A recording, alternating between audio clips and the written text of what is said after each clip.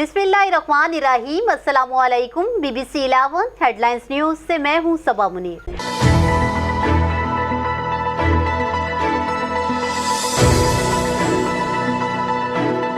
नाज़रीन, आपको आगाह करें साहिवाल से, जहां हमारे नुमाइंदा खुसूसी अमान हशमत के मुताबिक रेस्क्यू 1112 ने सुई गैस के लिए खोदे गए घड़े में फंसी भैंस को बाहिफाजत जिंदा निकाल लिया। आवाम की जानिब से रेस्क्यू 1112 के हक में नारे लगाए गए और अहलकारों की काविश को खूब सराहा गया। तफसीलात के मुताबिक कंट्रोल रूम को हैदर नामी शख्स की जानिब से कॉल वसूल हुई कि पत्तोकी के नवाही गांव आधन में सुई गैस की जानिब से खोदे गए घड़े में उसकी तकरीबन 2 लाख मालियत की भैंस गिरकर बुरी तरह फंस गई है। इत्तला मिलते ही रेस्क्यू 1112 की टीमें मौका पर पहुंच गईं। आधे घंटे के कामयाब ऑपरेशन के बाद भैंस को बाहिफाजत जिंदा निकाल लिया गया, जिस पर आवाम ने रेस्क्यू जिंदाबाद के नारे लगाए और अहलकारों की काविश को खूब सराहा।